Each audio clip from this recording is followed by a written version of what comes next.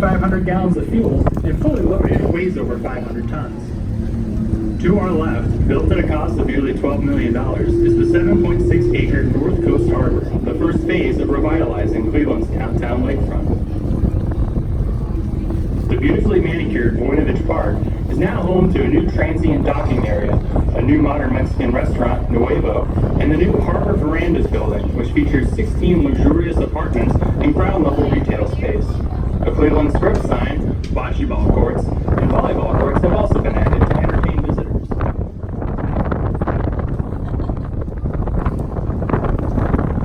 In the background, we can see the unique Rock and Roll Hall of Fame and Museum, designed by world-renowned architect I.M. Pei. It opened in 1995 to a crowd of more than 10,000 people. A recently announced CLE VIP program provides the opportunity for just under 400,000 locals to visit the museum and Hall of Fame free of charge, thanks to a $10 million grant from KeyBank. We can also see the Great Lakes Science Center and the Dome Mountain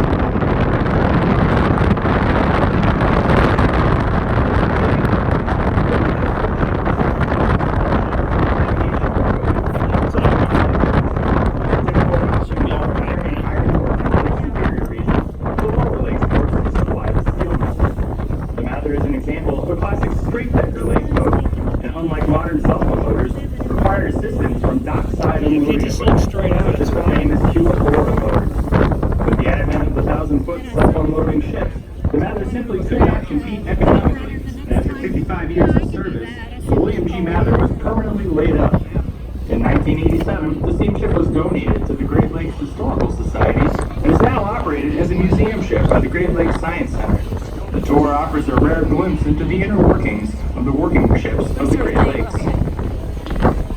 The Cleveland Browns football stadium, or now named First Energy Stadium, seating 67,000 fans, was built at a cost of $300 million. This stadium replaces the old municipal stadium, which was home to the Browns for 49 years.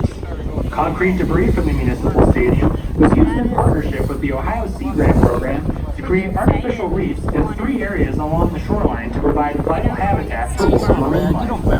The 3 artificial reefs created by the municipal stadium debris span between just off Edgewater Beach and the Bratnall area. The middle section even includes a row of seats in the stadium. The artificial reefs have the effect of increasing the overall production of fish by a factor of 12 to 66 times versus the surrounding areas. The recycled concrete has an added benefit versus other proposed materials because the erosion of the structures would not further pollute the surrounding waters, but rather contribute to the complexity and productivity of it, helping to stimulate both the commercial and recreational fishing industries. The breakwall, on our right, was begun in 1870 and completed in 1896 by the United States government and is maintained by the Army Corps of Engineers. This wall is 4.5 miles long and rests on a base 200 feet wide. It is triangular in shape. The front, or north side of the wall, diverts the force of the waves upward, which breaks the energy of the waves. Maintenance of the wall goes on almost year-round to protect the harbor and shore installations from heavy seas that whip up on Lake Erie in the fall and winter months. At the surface level, the breakwall is structured like a very large shelf. Upon that shelf, the Army Corps of Engineers places sacrificial materials such as loose stone, specifically cut slab stone, and dolos, which look like large cement jacks to endure the erosive action of waves in place of either the core structure of the breakwall or Cleveland's shoreside installations. The docks to our left, all along the lakefront, were built to accommodate the foreign ships that docked here since the opening of the St. Lawrence Seaway in 1959. Nearly 300 ocean-going vessels from over 50 countries and 124 ports.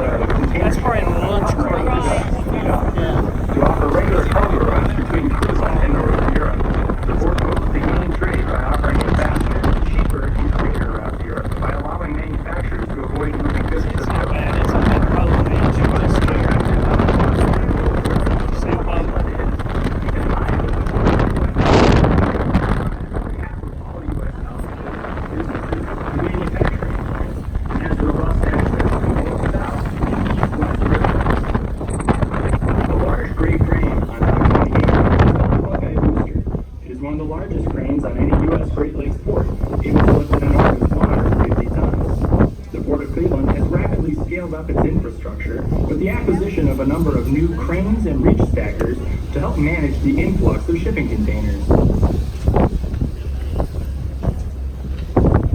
About 50 miles away, on our right front, is where the Battle of Lake Erie was fought during the War of 1812. Admiral Perry, along with his fleet of ships called Niagara, Lawrence, Ariel, Scorpion, and Porcupine, defeated Admiral Barclay's fleet of English ships and sent this immortal message: "We have met the enemy, and they are ours. 2 ships, 2 brigs, 1 schooner, and 1 sloop." Due to unfavorable and light winds, Admiral Perry's forces nearly lost the engagement before it truly began. Perry's flagship, the Lawrence, suffered heavy damage, and when the very last cannon became unusable, Admiral Perry transferred his command to the brig Niagara, hoisting his infamous battle flag bearing the words, "Never give up the ship." The Niagara broke the British line and led to perhaps the most significant American victory in the War of 1812. The lighthouse and finger lights mark the entrance to Cleveland's harbor. The flashing red and white lights can be seen as far as 16 miles out on the lake. The tower also contains the foghorn and radio beacons. We are now at the entrance of the Cuyahoga River. Cuyahoga is a Native American name meaning crooked. The river winds around in a horseshoe shape for nearly 100 miles. However, the source of the river is only about 30 miles from its mouth. The Cuyahoga rises at an elevation of 1,300 feet above sea level and discharges into Lake Erie at an elevation of 570 feet. For most of its length, the drop in elevation is between 4 and 5 feet per mile. However, at Cuyahoga Falls, there's a sharp drop of 200 feet and only 1.5 miles. Its final elevation level of 570 feet produces the Flats district of Cleveland.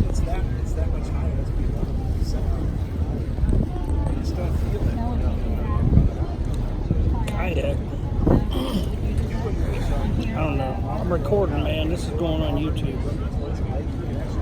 Putting this on my channel.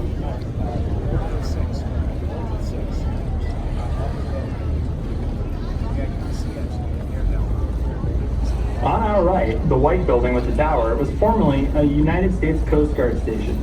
This building was designed by J. Milton Dyer, who also designed Cleveland City Hall. The Coast Guard have since moved to the foot of East 9th Street. Cleveland Metro Parks has recently partnered with Sherwin-Williams, Great Lakes Brewing Company, the Burning River Foundation, and PNC Bank to oversee the restoration of the old Coast Guard station. The Foundry, an organization that operates rowing docks further upstream on the Cuyahoga, has done a great job of converting the old lifeboat launches used by the United States Coast Guard at this location until 1976 into a whole array of floating jet docks to accommodate all sorts of small sailboats, providing a very important opportunity for Clevelanders of all ages and abilities to learn to sail right here on Lake Erie. The land on our right is called Whiskey Island. At one time, it was occupied by the stevedores, who unloaded the old sailing vessels, and by others who worked on the lakefront. The island had many saloons, and during Prohibition, the rum runners brought illegal liquor in from Canada. This gave the island its name. The land to our left is known as Dock 20. The large cement silos were formerly owned by the Estrock Company, but are now operated by Lehigh Cement, a member of the very large Heidelberg Cement Group. Powdered cement is shipped here on barges, offloaded into the silos, and trucked out as needed for the building industry. The RTA waterfront line can also be seen on Dock 20 as it winds up and over the tracks from Norfolk and Southern. The RTA waterfront line is 2.2 miles long and takes 10 minutes from the Muni parking lot to Tower City.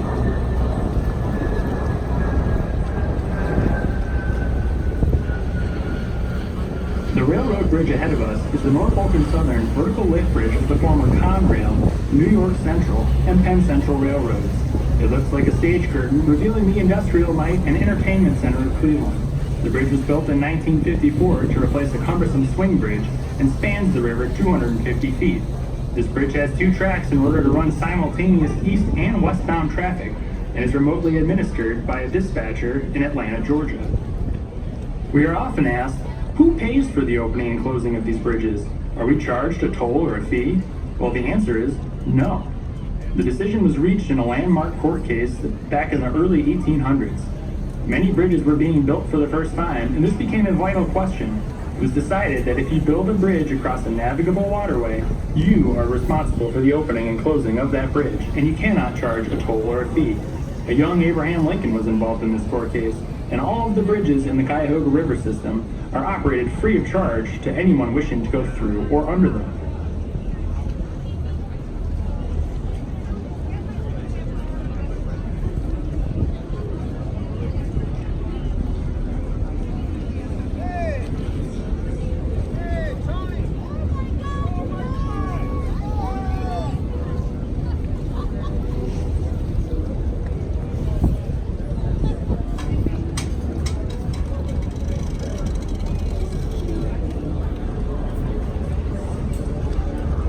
fork in the river to the right was the original course of the river, the part that Moses Cleveland entered when he founded the city in 1796. At that time, the mouth of the river was a mile from here at what is now Edgewater Park. The entrance that we are using was dug between 1825 and 1840 when Congress appropriated $90,000 to open this new channel. Looking at both sides of the river, we now get an excellent view of the entertainment section of the Flats. On our right, once again, we have the entrance to the old riverbed with an excellent view of the Nautica Entertainment Complex, which includes Shooter's Restaurant and the Music Box Supper Club. That's where we were over there. The section on our left was once the main part of Cleveland. Ship suppliers, ship repairers, and many other businesses were located here. Passenger steamers departed from here to all points on the Great Lakes. The Wolstein Group is heading up the development of the exciting new East Bank neighborhood to our left. The $275 million first phase of the Flats project comprises the Ernst & Young Tower, an Aloft Hotel, a fitness center, restaurants, and a parking garage.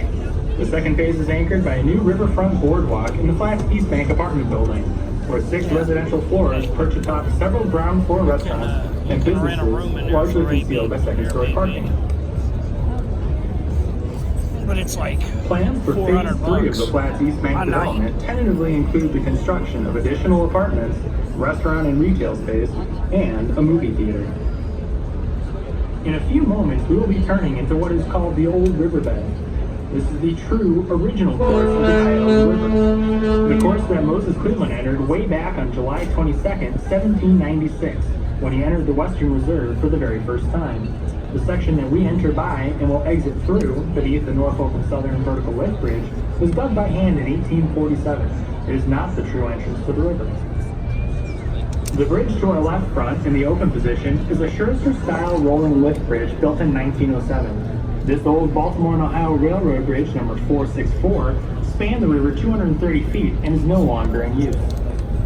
The area to our left front was once considered as the site for the canal basin for the Ohio Canal. The Ohio Canal ran from Cleveland to Portsmouth on the Ohio River, linking the Great Lakes down through the Ohio River to the Mississippi and the Gulf of Mexico. Just imagine, back in the 1830s and 40s, you could board a barge from Cleveland and go all the way to New Orleans by water. The tall silos to our left are owned by the Lafarge Holcim Cement Company. The vessels that tie up here at this dock are specifically designed to carry one product, powdered cement. You might notice the 2 long tubes running down from the top of the silos and the black hoses that extend down to the river's edge. Well, they attach these hoses to the decks of the vessel, and just like a giant vacuum cleaner, they literally vacuum the cement up, out of the holes, and into the waiting silos. The bridge in front, the Willow Street Bridge, is one of the more recently constructed bridges in the Cuyahoga River system. It is owned by the city of Cleveland and was built at a cost of $3 million. It rises to 110 feet and spans the river 310 feet. In 2016, the bridge operated on a limited schedule due to issues with one of the ship trunnions that are used in the raising and lowering of the bridge, and it was repaired in early 2017, returning to normal service. On our right, we get a much closer look at Whiskey Island. Whiskey Island was originally an area where the stevedores resided. Stevedores were the men who had to load and unload the sailing vessels. Back in the early days, this work was done by hand, and there were no mechanical loading or unloading devices.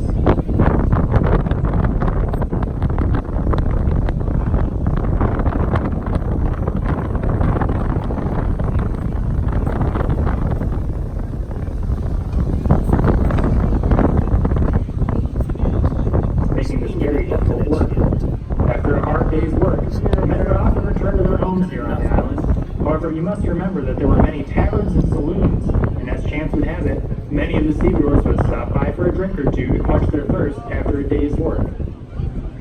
You might guess what often happened then. Fists would fly, and before long, someone would be the overnight guest of the constable for the balance of the night.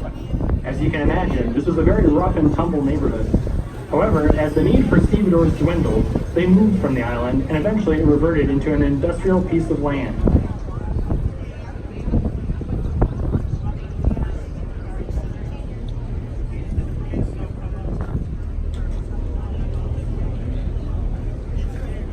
For many years, there was a whiskey barrel factory and distillery located on the island, and during Prohibition, this was one of the favorite spots for rum runners to smuggle their illegal cargo in from Canada.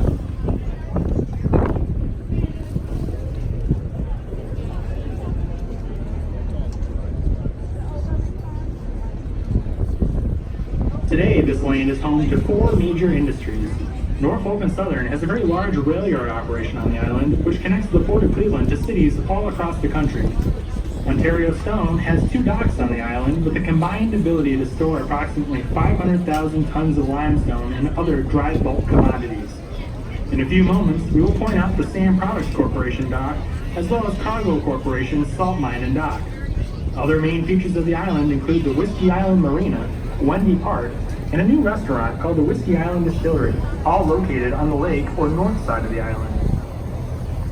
To our left, we can see large piles of limestone at the dock's edge. This is one of the docks operated by the Ontario Stone Company. The piles of limestone are arranged by the grade or size of the limestone. Different grades of limestone have different applications within the construction industry. All of this material was brought here by self-unloading vessels. These are large lake ships that have a very long arm or boom extending down its deck, and through a series of conveyor belts located within a cargo hold, can completely unload its cargo without leaving the dock at a rate of about 1 ton per second. They are strictly what their name implies, self-unloaders. As you saw, all the congestion at the mouth of the river at the Norfolk and Southern River Bridge, that vessel that was ahead of us, the motor vessel American Courage, 634-foot long, 68-foot wide self-unloader from the American Steamship Company, making their way upstream to the Osborne dock to drop off very similar type of cargo as we can see off to our left side. Now, they're bringing up construction grade limestone to the dock there. And then you may have noticed another vessel is getting ready to make her way in, and that's the motor vessel Great Republic of the Great Lakes Fleet. Now, limestone's a very big trade here in Cleveland. There are many different companies that service the numerous limestone docks here, including both construction grade and chemical grade, which is used in the production of steel.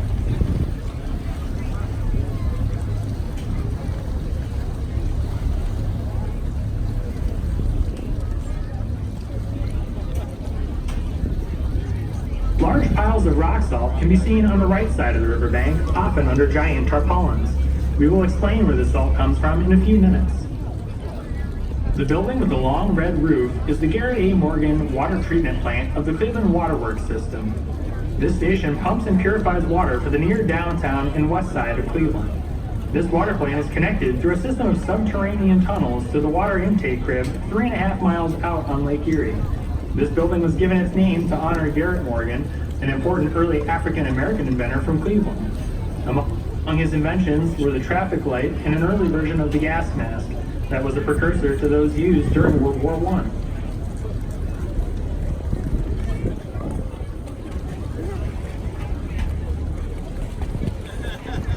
In 1916, Garrett Morgan's gas mask gained national attention when he and his brother heroically donned the masks and rescued several workers trapped by a natural gas explosion during the construction of the water intake crib's tunnels. Although he didn't receive the recognition he deserved at the time, he was later honored by the United States government and the International Association of Engineers for his heroism. You can now see a number of tugs tied to the dock of the Great Lakes Towing Company.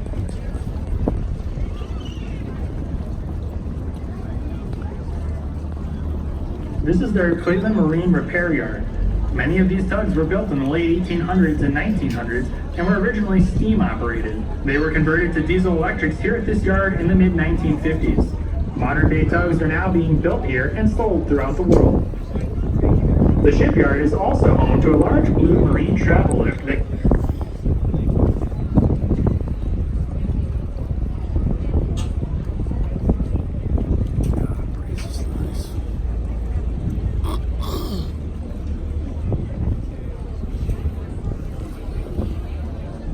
can pull up and out of the water vessels that weigh as much as 700 tons.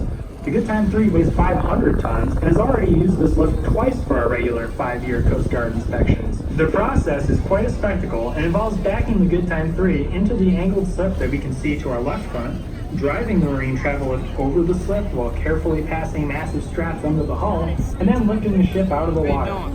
In the past, the Good Time 3 had to be lifted out of the water at facilities up in the Detroit River at Ecorse, Michigan.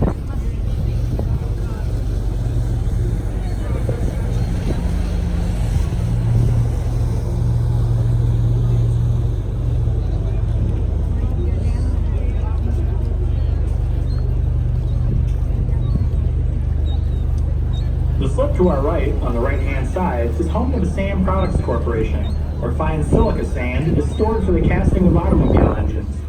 On the left side of the slip is the Cargo Corporation's salt mine and dock. This is quite an interesting operation. The salt mine located right here in downtown Cleveland.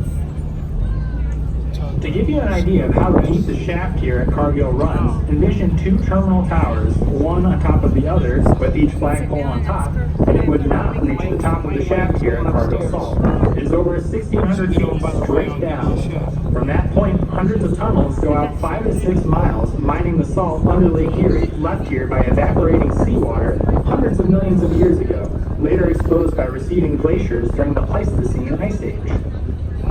The large slip used by Cargo Corporation and the Sand Products Corporation was once used as a dry dock for the American shipbuilding company that was located here in Cleveland at the turn of the 20th century. A number of Tacoma-class frigates were built here at this dock for the United States Navy during World War II. The slip where you see many small boats tied is the Old River Yacht Club in the Channel Park Marina. It was at this point that Lake Erie originally met with the Cuyahoga River. This is the true mouth of the river. It was at this point that General Moses Cleveland entered the Cuyahoga River back on July 22nd, 1796. This section has been filled in for many years, and there's absolutely no access from this part of the river to Lake Erie. You must enter and exit through the slip that we entered by, and we'll exit through. As we turn around here, let's take ourselves back in time. We are entering the Western Reserve for the very first time with Moses Cleveland and his band of surveyors and representatives from the Connecticut Land Company. Western Reserve. This certainly is a popular phrase used in this section of the country. How did this territory get its name? Well, as a matter of fact, it dates back to the colonial days. The state of Connecticut was given this parcel of property as compensation for some concessions they made on their territorial boundaries with their neighboring states. They titled the land at that time the Western Reserve.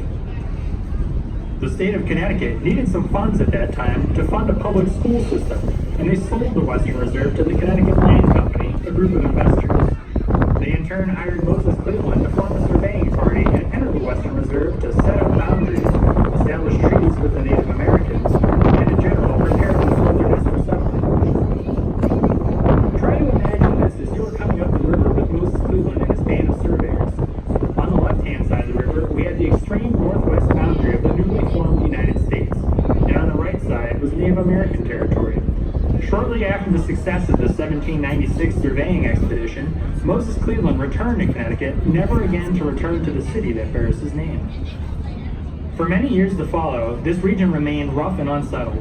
Lorenzo Carter and his family came in 1797, and they were the first permanent settlers. By 1810, only 200 settlers lived in Cleveland, but curiously, there were already two newspapers, the Register and the Herald.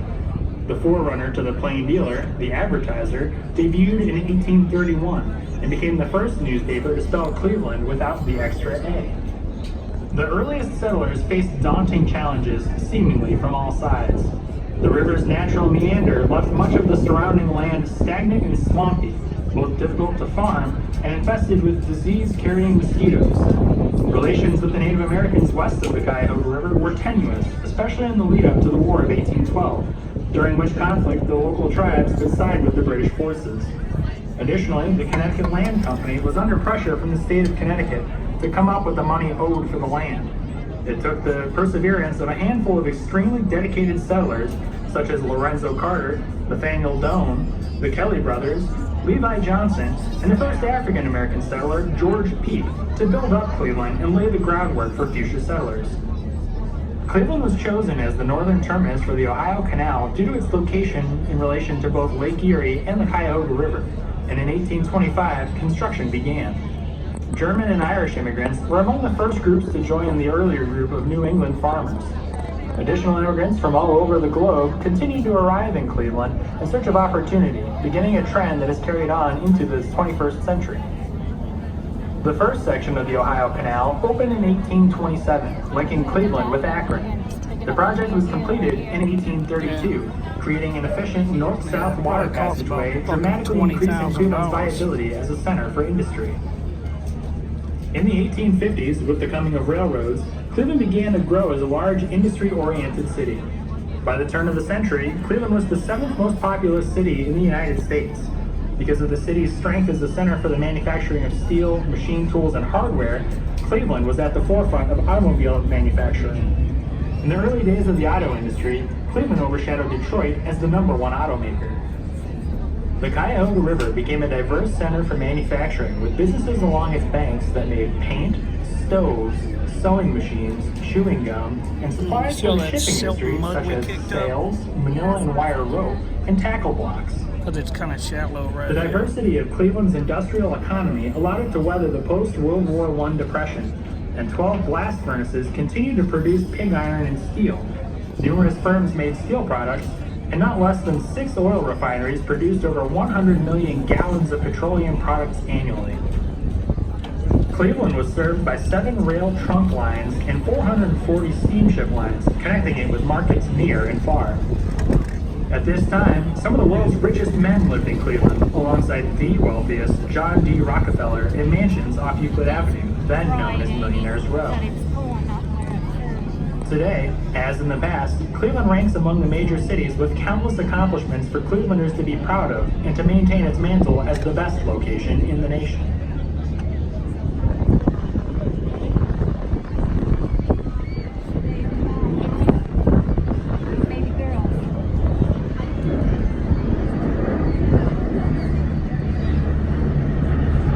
Accounting for surface area, Lake Erie is the 4th largest of the Great Lakes and is the 11th largest lake in the world at 9,900 square miles.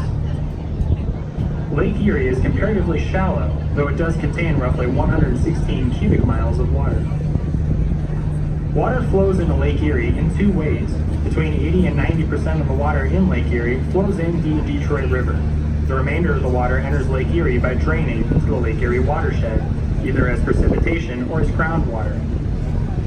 A watershed is a region of land that drains into a specific body of water, and since Lake Erie is lower in altitude than much of the surrounding land, it acts as a basin into which much of the area's precipitation will eventually flow. One of the major challenges that Lake Erie faces is that even though a small portion of its water comes from draining into the watershed, a majority of its pollution enters this way. Think about the Lake Erie watershed. It is surrounded by 17 major metropolitan areas combining for more than 12 million people. That is about 1/3 of the people who live in the entire Great Lakes Basin. Lake Erie is the Great Lakes surrounded by the most industry, which in turn brought with it intensive pollution, especially in the earlier, unregulated years of industrialization. The Cuyahoga River was at one time so polluted that it was considered dead, completely bereft of animal life, and steadily slicked with all manner of oil, sludge, and sewage. Keep in mind that this pollution drained into Lake Erie, which was the source of drinking water for a majority of those millions of people in the Lake Erie watershed.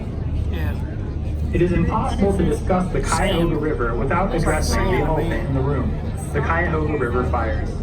The Chicago, Buffalo, and Rouge Rivers all experienced fires as well, but the 1969 Cuyahoga River fire is certainly the most famous, as it would serve as a rallying point for the environmental movement. The first recorded river fire occurred in 1868, as industry began to boom along the river. Fire after fire occurred, usually small oil slicks, which in turn ignited much larger fires, some lasting for days. Although it was against the law to dump oil or other pollutants into the river, the law was rarely enforced and only carried a $10 fine. The obvious threat to local small businesses and Clevelanders did not go unnoticed, however, and a movement began to agitate for a cleanup of the Cuyahoga River and better pollution control. The movement gained ground as fires continued to plague the area, including a fire in 1952 that caused more than $500,000 worth of damage. The infamous 1969 fire was minor compared to the others, but the time was right and served as an important rallying point for the environmental movement. The photograph published alongside a Time magazine story covering the 1969 fire actually showed the much larger 1952 fire, helping to sensationalize the story. Mayor Carl Stokes and his brother Representative Louis Stokes put pressure on Congress to urge federal involvement in tighter pollution control. Through their efforts and the work of many concerned individuals and organizations, the 1969 Cuyahoga River fire led to the Clean Water Act, the Great Lakes Water Quality Agreement, and the formation of the Environmental Protection Agency. The Clean Water Act, the Great Lakes Water Quality Agreement, and various other pieces of legislation legislation helps to provide a regulatory framework to help control the kind and quantity of chemicals that were allowed to be discharged into our water. The Environmental Protection Agency administers the provisions of the Act, sets standards, assists in enforcement, and works with state and local governments to devise pollution control plans. Now, conditions have improved dramatically, and the river is once again teeming with wildlife. The Cuyahoga is home to a wide variety of birds, including great blue herons, bald eagles, and others that depend on an abundant supply of marine life in order to survive. Today, there are more than 40 species of fish that call the Cuyahoga home, including pollution-sensitive fish such as steelhead trout and northern pike. Lake Erie has been considered by many across the nation to be lost to pollution. And in fact, Dr. Seuss's The Lorax referenced its plight with a line that read, "They'll walk on their fins and get woefully weary in search of some water that isn't so smeary. I hear things are just as bad up in Lake Erie." By 1985, conditions had already improved dramatically, and the Ohio Sea Grant Program wrote to Dr. Seuss inviting him to Cleveland to see the improvement in hopes that he would change the book.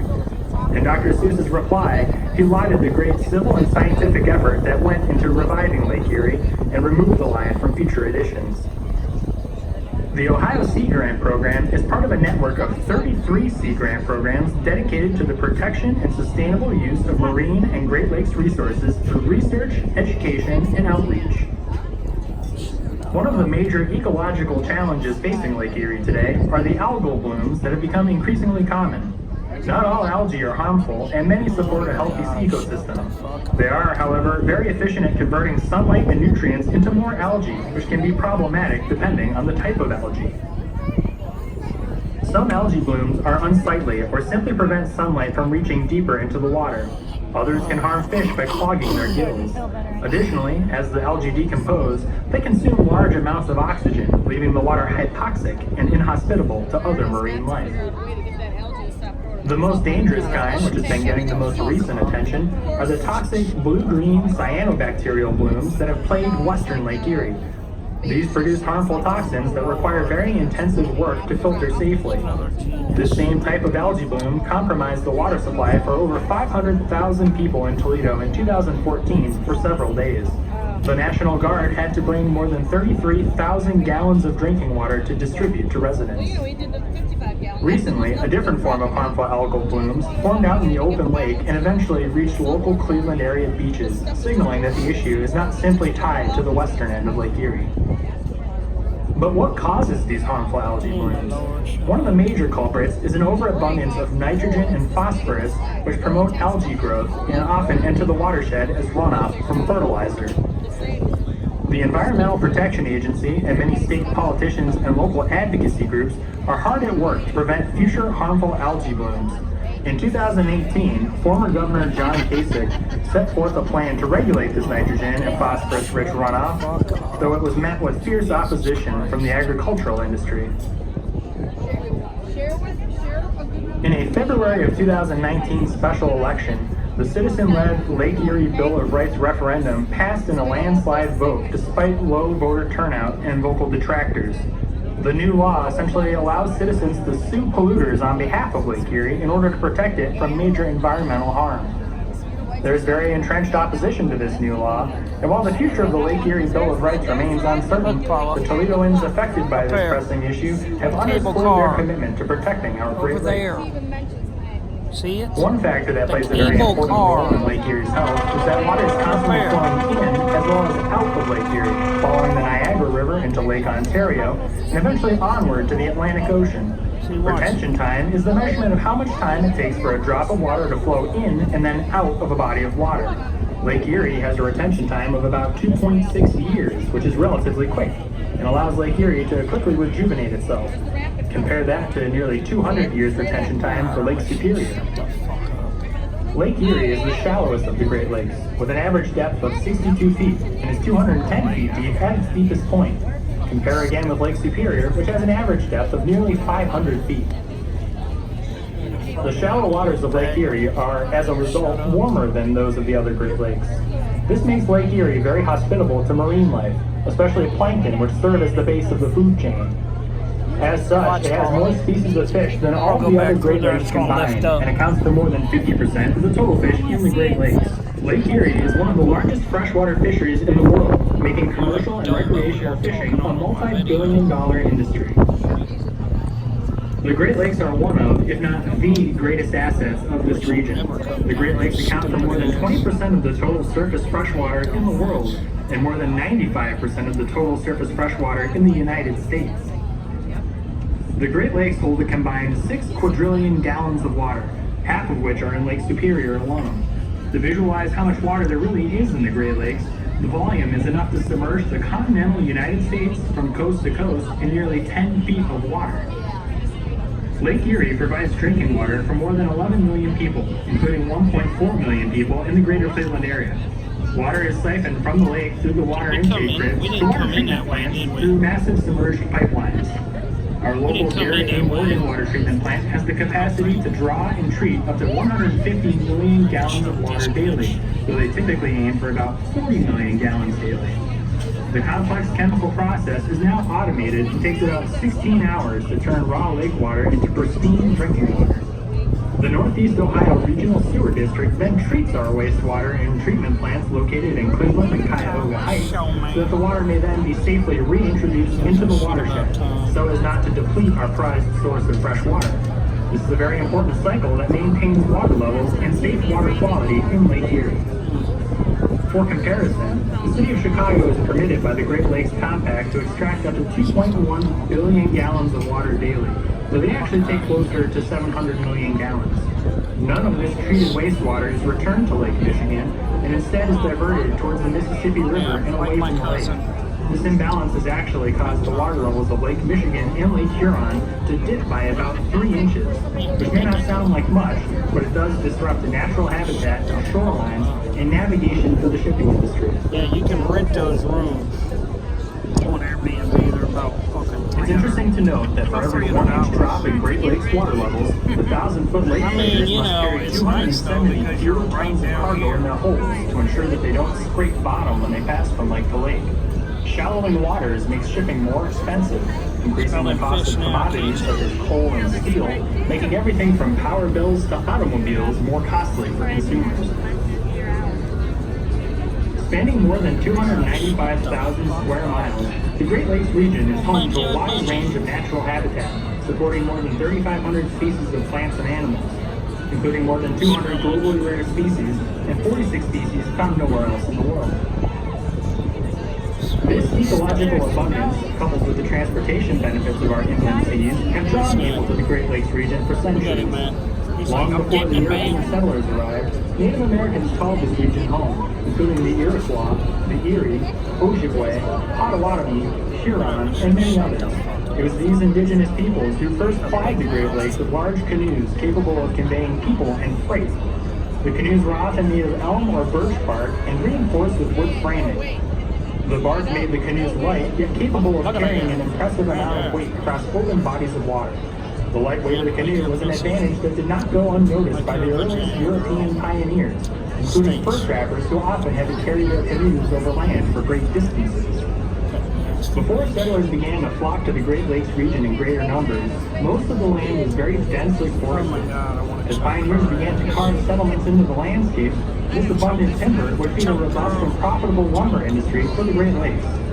Lumber was valuable enough as a construction material locally, but it became a prime commodity to ship back to the East Coast, whose rapid progress had led to rapid deforestation. Through the 1800s and early 1900s, some of the most popular Great Lakes timber was white pine and hardwoods such as maple, birch, and elm, as well as other specialized trees with more limited applications. The lumber trade led to a rather unique problem for the commercial interests in the Great Lakes area: pirates. There were in fact pirates operating on the waters of the Great Lakes, though they didn't much resemble the modern popular image of Caribbean swashbucklers. Lake Michigan especially had issues with gangs of pirates raiding small logging towns, including an incident in 1855 in which a gang led by James Jesse Strang raised sawmills near Beaver Island and ransacked the town, making off with over $1,600 in goods and lumber. Keep in mind that during the early and mid-1800s, word traveled so slowly that by the time the authorities were alerted to a crime, the perpetrator was often long gone and all the richer. The bridge above, the Main Avenue High Level Bridge is more commonly known as the Lakeshore Boulevard Bridge, Memorial Shoreway Drive Bridge, or Route 6, 2, and 20 Bridge. The bridge was built in 1939 and spans the river 218 feet. At 8,000 feet in total length, it held the distinction of being the longest elevated structure in Ohio until 2007. We are now in the heart of the Flats.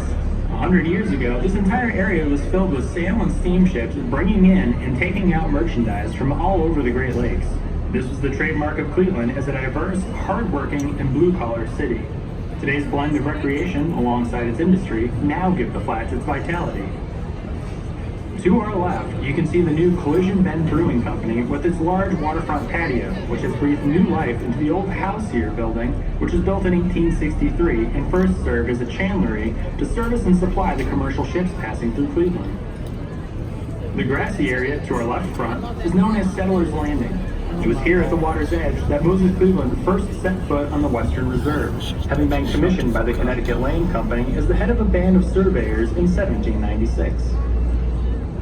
Also to our left, the revival of interest in living downtown can be seen with the construction of the Riverbend condominiums and the Crittenden apartment building, not to mention a 3,500 square foot dog park built by the Downtown Cleveland Alliance to serve local residents' canine companions. The RTA rail system, linking Cleveland's lakefront with the Flats, can also be seen running along the riverbank at this point. To our right, we have the old powerhouse, built in 1892 to generate power for one of the first streetcar lines in the city, and was used continuously until 1926. This beautiful old building has been renovated to accommodate a cafe, banquet rooms, and a fairly new venue, the Greater Cleveland Aquarium, which opened in January of 2012. Hundreds of yards of boardwalk have been built all alongside the old powerhouse. The bridge to our right, in the open position, is the Baltimore and Ohio Jackknife Bridge number 463. The bridge was built in the upright or open position, taking 2 years to build at a cost of $5.5 million. It was built in 1956 and spans the river 229 feet and is no longer in use. Also to our right is Jacobs Pavilion at Nautica, featuring many events and musical acts during the warm weather months. The area to our left is the site of the former Van Duzer Art Studio. Cleveland artist Clarence Van Duzer lived and worked at this location throughout the 70s and 80s. The building and land were purchased by the Northeast Ohio Regional Sewer District to expand the Superior Pump Station and to free up additional space for the future Canal Basin Park. The little log cabin, partially hidden behind the tree on our left front, was built by the Women's City Club during our bicentennial in 1976. It is a replica of the type of cabin that the early settlers of Cleveland lived in. The next bridge, close to the water, is the Center Street Bobtail Swing Bridge. It will be the fourth bridge and the fourth type of bridge that we will have passed through or under since entering the Cuyahoga River. The bridge is perfectly balanced and capable of swinging up or downstream. When the bridge opens and closes, it goes around like a merry-go-round. It was built way back in 1901 by the King Bridge Company and spans the river 113 feet. This is one of the last examples of a bobtail swing bridge and is the last operative example in Ohio. The bridge has been rebuilt twice and was originally operated by steam.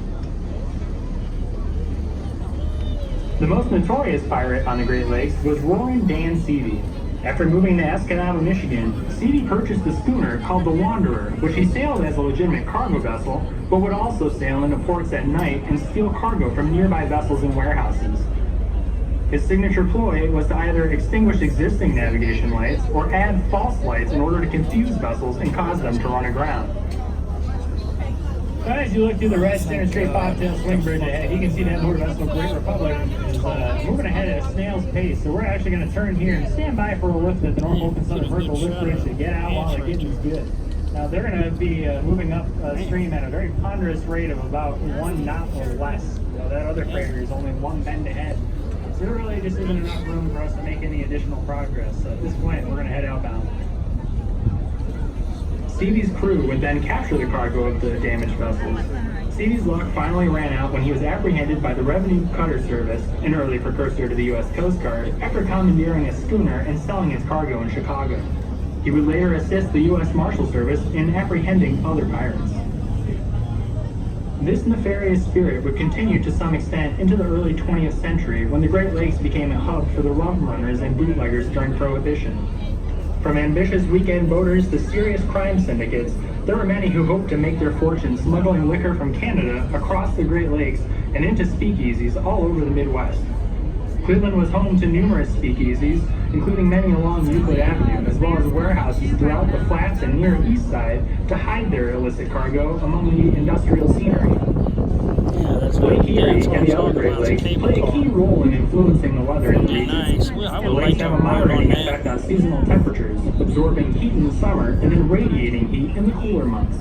This unique effect helps to minimize frost in transitional months and makes certain points around Lake Erie and Lake Michigan particularly suitable for growing fruits sensitive to frost, such as grapes, cherries, and apples. The Great Lakes also have a tendency to intensify weather systems. The most common example you may be familiar with is lake effect snow.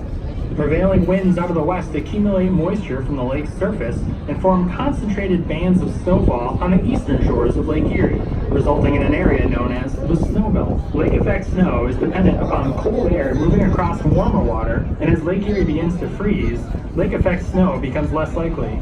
Some years, Lake Erie experiences very little ice cover, and in other years, it can reach nearly 100% coverage. As the global climate continues to warm, the Great Lakes region is one of the first to feel the effects. Although the chaotic nature of weather in general provides for sometimes dramatic year-to-year variability, on average, air temperatures since 1900 have increased by 2 degrees. While this may seem insignificant, the trend has led to later freezes and earlier thaws in the Great Lakes region, and in turn, generally warmer waters. Warmer air and water temperatures threaten numerous aquatic and terrestrial species, create a more ideal environment for the harmful algae blooms mentioned earlier, and also serves to amplify severe weather events along the Great Lakes. Storms, especially in the fall, are very strong on the Great Lakes. On Lake Erie, waves can whip up quite suddenly because of the shallow water. When strong winds gather from the west, they often produce waves that increase in size as they move eastward uninterrupted until finally washing ashore. As mentioned earlier, the Cleveland Breakwall helps to protect the local shoreline from the erosion caused by these waves. November gales are among the most fearsome storms encountered on the Great Lakes and have claimed many ships and lives. On Lake Erie, there are 270 confirmed shipwrecks and an estimated 2,000 or more undiscovered wrecks. Cleveland is actually a popular destination for scuba divers and has 12 shipwrecks within 2 miles of Cleveland, including several wrecks just beyond the Cleveland main entrance, such as the Fannie L. Jones and the Charles Davis. It's really nice. One of the most famous shipwrecks on the Great Lakes is that of the steamship Edmund Fitzgerald during a tremendous gale on November 10, 1975 in Lake Superior. The Edmund Fitzgerald was bound for the Seal Sea on Long Island near Detroit with a load of more than 29,000 tons of cacao. The storm was originally forecast to pass south of Lake Superior, prompting several vessels to press their luck and leave the safety of the dock. The National Weather Service later altered their forecast, issuing a gale warning for the entirety of Lake Superior, though it was too little, too late for many. The Edmund Fitzgerald was beset by a number of equipment and instrument failures that only worsened their chance of making safe anchorage, until finally, sometime after 7 p.m., the nearby ship Arthur M. Anderson lost contact with the Edmund Fitzgerald. The loss of the Edmund Fitzgerald prompted many important advances in weather forecasting, revised rules on overloading vessels, and a renewed focus on ship safety along the Great Lakes. Shipping is vital to this region and is one component of Cleveland's economic and environmental sustainability. Great Lakes freighters consume less fuel and produce less CO2 emissions than shipping a similar cargo by truck or rail. In fact, the cargo carried by a 1,000-foot-long Great Lakes self-unloader would take at least 7 locomotives hauling 100 train cars each. Look, there's another one of them hydrofoils right there. The Port of Cleveland handles millions of tons of cargo each year, stimulating the local and regional economy and supporting nearly 18,000 jobs in Cleveland and beyond. Show offs. The rejuvenation of the Cuyahoga River has led to a large uptick in recreational usage, both locally and for the rest of its course as well. A coalition of interested stakeholders, organizations, and communities has been hard at work to obtain Ohio Water Trail status for the Cuyahoga River. This designation will help to promote paddle traffic along the 5 segments of the Cuyahoga River. The scenic section that winds south from the headwaters near Burton, the heritage section that begins to curve westward, the gorge section that approaches Akron and features stretches of challenging whitewater, the Cuyahoga Valley section that winds to the Cuyahoga Valley National Park, and finally the Burning River section that meets with Lake Erie. There are 2 dams left that impede the natural flow of the Cuyahoga River: the Brecksville Dam in the Cuyahoga Valley section, and the Gorge Dam in the Gorge section. The Brecksville Dam previously diverted water away from the Cuyahoga River to feed the Ohio and Erie Canal, but has sat purposeless for many decades. The Gorge Dam previously supplied water to a hydroelectric plant and cooling water to a coal-fired power plant. Once these obstacles are removed, the Cuyahoga River will return to a more natural flow. In addition to the recreational benefits, the dam removal will significantly improve water quality above and below these obstructions, and will allow migratory fish to make their way further upstream for breeding. Cleveland is also poised to break into uncharted territory in renewable energy by harnessing the strong winds that blow along Lake Erie. There are already well-known wind turbines at the Great Lakes Science Center, the Lincoln Electric headquarters, and the Cuyahoga County Fairgrounds. The Lake Erie Energy Development Corporation now plans to develop and install a wind farm roughly 7 miles offshore. Project Icebreaker, as it is known, is well underway and will mark Cleveland as the home of the first freshwater offshore wind farm in North America. Opposition stemming from environmental concerns, both from the lubricants contained within the wind turbines and from potential disruption to the migration patterns of various species of birds, have placed the project under more scrutiny, and only time will tell. This will complete this portion of the tour. In a moment, we will play some music for your enjoyment. But first, I'd like to remind you that we have a happy hour cruise and smooth jazz and R&B cruise on Friday nights. And on Saturday nights, we will do the City Lights cruise with live entertainment as well.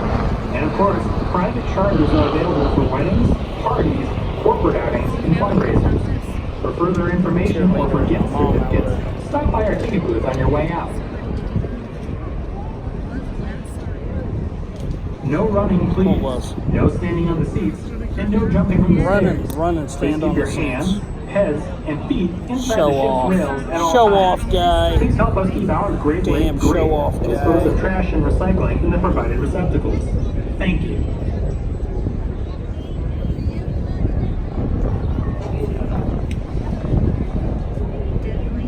What? What do you mean? Yeah, we got on in this side. Yeah. We're not even over here yet. We're still down by the flats, aren't we? Yeah, we're not getting over here. You took a bus over there, actually, didn't you? No, he said this is the end of this portion of our tour. God, man.